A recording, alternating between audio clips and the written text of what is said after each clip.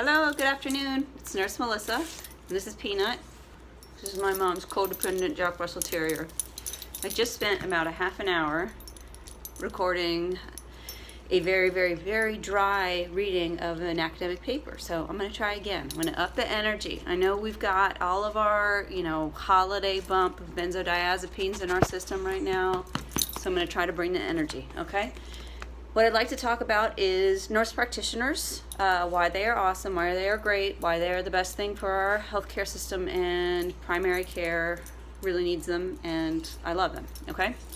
The academic paper is called The Role of Nurse Practitioners in Reinventing Primary Care, and the authors are Mary Naylor and Ellen Kurtzman. It's from 2010, so it's a little bit aged, but the data is still accurate, and I find it very useful to explain. So I'm going to link to that. If you love reading academic papers, Peanut is shaking my tripod, as much as I do, then you can go read that academic paper. Otherwise, I'm just going to give you the main points. Okay, number one, nurse practitioners and physician assistants who work in primary care offices are shown to give the same results as physicians or MDs to patients. So, come here, Peanut. Patients are just as happy with their nurse practitioners and their PAs. Their outcomes are just as good. The follow-ups are just as good. However, the expense in terms of reimbursement, meaning not what you pay as a patient usually if you're using insurance, but what your insurance company or Medicare or Medicaid pays, is 75 to 85% of what a physician would be paid. Okay, so they're a lot less expensive for the system as a whole. They give you just as good, sometimes better, some studies have said better, but let's say just as good or equal care. So that sounds like a winner to me. What's the problem then? Regulations of nurse practitioner license are different from state to state. So in some states where the regulations are tighter, where they have less autonomy, then you can have a nurse practitioner have to practice directly under a doctor, and in that way you can bill the physician's full fee.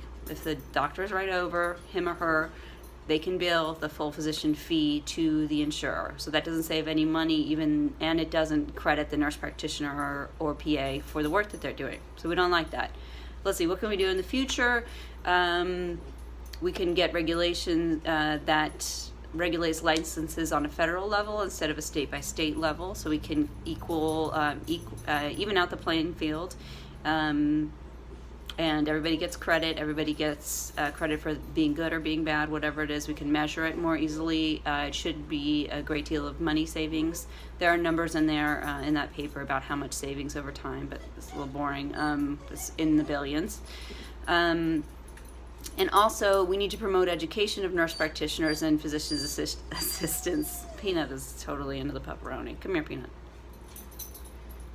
And the way we do that is by giving money to the institutions that educate these people, colleges and universities, and that is infrastructure, and that is what I love the most. So that is it.